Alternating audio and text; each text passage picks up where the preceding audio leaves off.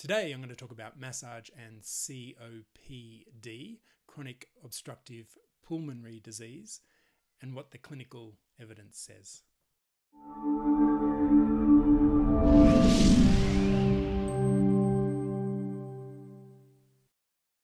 Hi, my name's Dan, and if you don't know me, I do research on the research and then present it to you as a massage therapist or as someone from the general public, so you can use this information to be more educated on your condition or a condition and massage. So today we're looking at manual massage therapy for patients with COPD, a scoping review. Now, if you don't know what a scoping review is, it's just like a systematic review, but it's a little bit lazy. It's like researchers being just a little bit lazy because you don't actually have to interpret the data of that review. So it's a lazy person's bit of research, but anyway, it's a nice little research article that then you can make your own decision on whether massage actually helps COPD. Now, for me as a clinician, if someone comes in and says, I have COPD, will massage help me? I can tell them what the clinical evidence says and then base my treatment on that. It makes me look a little bit more professional, and you, if you know what you're talking about. So let's look at the journal in particular. And so there's a few questions we want to get out of a research article like this. So we've got to answer the questions of how we located the study. And of course, we located the study through PubMed. We did a search from 2019 onwards. We put in massage therapy, and one of the articles, or one of the research articles that came up was massage and COPD. Where is the study from? What type of research is it? We've already discussed that. It's a scoping review. The research question they ask, how, if they do at all, define massage, the massage techniques they use, of course, which is very important for us. The result, what actually is the outcome? Does the massage work for COPD? And how can you use this in your clinic? So let's look at the article. So manual massage therapy for patients with COPD, a scoping review. So if you don't know what COPD is, it's chronic obstructive pulmonary disease. So basically means that your lungs don't work properly. You can't get enough air in for that oxygen transfer from your lungs into your pulmonary system. This has become a little bit more evident now, and a few people have got more problems with COPD as a result of COVID. So maybe moving forward in the next couple of years, you may see more people with COPD as a result of COVID. Now, the medical journal is Medicina, and that medical journal is actually located, or initially from Lithuania. But this actual research article is from a bunch of Italian researchers, as indicated from where they come from, different places in Italy. We'll skip the abstract, but let's move straight on to how they define massage. And it's really important to work out how different researchers define massage. Let's change the color there. So they say manual massage includes different techniques directed to the soft tissues such as gliding, kneading, percussion, friction, and soft tissue mobilization. And treatment duration usually ranges from 5 to 30 minutes, which is very interesting because a lot of my treatments range from 30 to 60 minutes. They then go on to say that manual massage therapy is a therapeutic option for the treatment of several pathological conditions affecting the musculoskeletal system, and it is also used in a highly specialized settings. They go on to describe what COPD is, so I'll do that for this. Persistent respiratory symptoms and airflow limitation characterize chronic obstructive pulmonary disease, COPD. skeletal muscle wasting, scarpopenia, which means a muscle loss, and cachexia are common in patients with COPD. COPD are prone to physical activity restrictions and deconditioning due to musculoskeletal symptoms, dyspnea and fatigue. Dyspnea means problems with breathing. Exercise training is a consistent element of the treatment of patients with stable COPD, in addition to being part of best practice guidelines for optimal management. So most people with COPD are encouraged to exercise. It has been pointed out that massage could be beneficial for COPD patients, considering that its therapeutic effects primarily related to hypernemia, increased skin temperature and blood flow, and activation of the lymphatic system, very interesting. Manual massage execution includes vibratory techniques. Manual massage is, good to get rid of that, an integral part of physiotherapeutic intervention and can easily be integrated with exercise. So they're setting us up for massage to be integrated with other therapies, especially exercise. Let's go down to the what they actually did. So they talk about for the current review. The manual massage practice was intended as described in the National Centre for Biotechnology Information's definition. The systematic and methodical manipulations of body tissues best performed with the hands for the purpose of affecting the nervous and muscular systems and the general circulation. To this end, it should be highlighted that our study was centred only on manual massage, excluding any other form of manual treatment. Restrictions were applied to the document's language. Only those articles written in English, French, Italian and Spanish were extracted. The search was limited to the studies on humans with no restrictions on gender. So this is how they extracted the data. So they used a few different databases and they came up with a total of 78 citations. So they would have put in something like massage and COPD and see what they came up with. Apparently came up with 78 citations. So there we go, 78 there.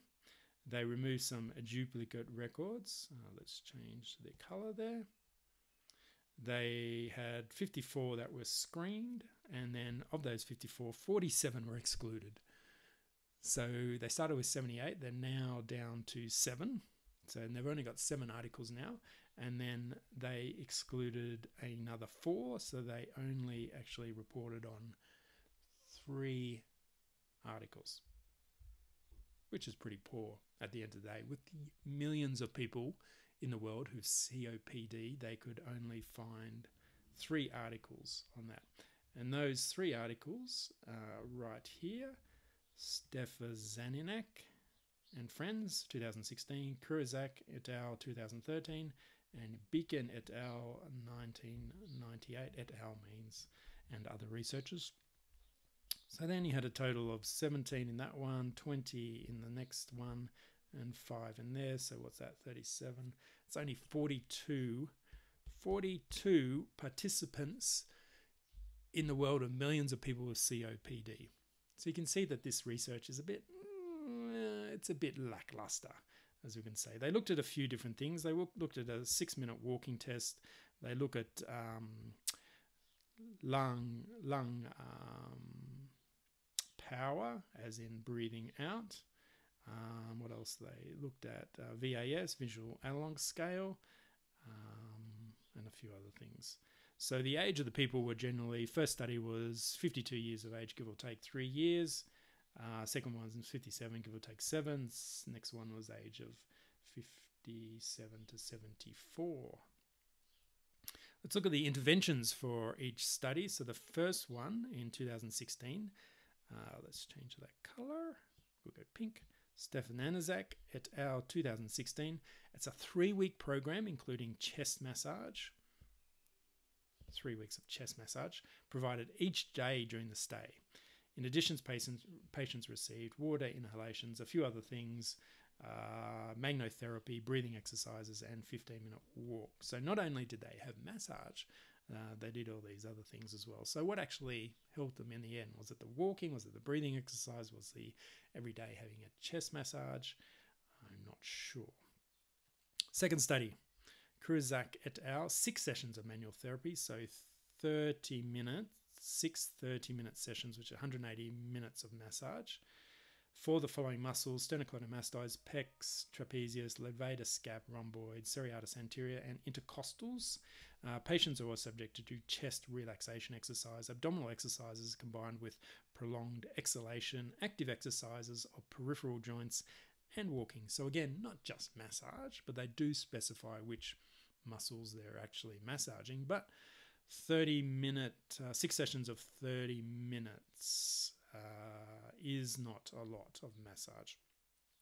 The last study, Becken et al. In 1998, a few years ago now, neuromuscular release massage therapy, and we sort of says, what is that? We don't even know what that is. Application of pressure and resistance applied to muscle groups, gentle pressure applied to trigger points, diaphragmatic release through pressure application to the diaphragm using exhalation. Treatment was carried out by certified massage therapists and lasted 24 consecutive weeks. Therapeutic sessions were provided once a week for 1 hour each. Really interesting, this last study, only 5 people, but they had a massage once a week for 24 weeks, and it was just massage. Neuromuscular release massage therapy, whatever that is, but it was just massage, so there weren't any other interventions like the other studies. So now we get down to, as mentioned, there was only 42 patients out of the millions of people in the world who have COPD, so quite a weak study. They did get some positive results in 6-minute walk test, also VAS. VAS is visual analog scale, which means you measure your pain from 1 to 10. So there was a increase there in the better off in the second study there. So if you look at the discussion, they talk about the main effects of manual massage have been classified into reflective, mechanical, and psychological, resulting in vasodilation and related improved circulation, decrease in pain through the release of endogenous opiates, decreasing muscle tightness, enhancing secretion clearance, that's secreting clearance of mucus in your lungs, I would imagine, and general well-being. At the same time, manual massage does not produce effects on muscle strength. From the present study, it emerged that manual massage were primarily used as an auxiliary treatment in association with other physical and pharmacological interventions, i.e. exercise or breathing techniques. Improvements were obtained in FEV1, which is your lung capacity, dyspnea perception, so your increase in breathing, and distance walked in the 6-minute walk test. Nevertheless, our findings should be considered with caution because only 42 patients underwent massage therapy, and this is a small sample to draw reliable conclusions. It's well known that physical training and exercise implementation are effective to ameliorating physical performance and to promote physical activity in COPD patients. Although manual massage produces muscle relaxation and local hyperemia, its role in patients with COPD is not currently supported by substantial evidence due to the scarcity of data. So if we scroll down and look at the conclusions, to date, the use of manual massage in patients with COPD is not supported by substantial evidence in the literature. Indeed, it's proposed as a therapeutic option in association with other interventions such as physical exercise. Although massage is one of the most common known manual techniques, its use in patients with COPD should be further investigated to demonstrate its effectiveness, particularly when referring to the respiratory function. So if we go back to see if we've answered some of the questions here about the study. How we located the study was on PubMed. Where was the study from? It was mainly from Italy, but in a Lithuanian journal, What type of research in it is a scoping review for lazy researchers? The research questions they ask is basically, does massage help COPD? How they define massage. A fairly weak definition of massage, but a different one to what we've seen before. Massage techniques they use, they only really came about through using chest massage, which is of course appropriate, but I think you want to look at more of the whole thorax for COPD, I would imagine. Result, not good, as in terms not enough participants in the study. Does massage work? Well, they kind of said that there's no clinical evidence that massage did work for the exact mechanisms of COPD. But how can you use this in your clinic? For me, what I would be doing, if a patient or a client came into me and said, I have COPD, will massage work for me? I would definitely say that currently there is no clinical evidence, but we haven't really studied massage and COPD in great depth. What I know is that when you have breathing difficulties, that your muscles around your chest, your neck, your thoracic area will stiffen up, and what we can use is massage to relax those muscles. That's how I would be approaching someone who asked the question about clinical evidence and massage and COPD. So obviously more research needed in the future for this kind of condition, but it's a good start. It gives you a bit of an insight into what COPD, and believe you me, for anyone over the age of 60, 65, most people have a little bit of COPD, especially if they were a smoker in the past. So you will come across these clients a lot in the future, and especially with the onset of COVID for people with long COVID. Hope you enjoy, and hope to see you soon. Bye.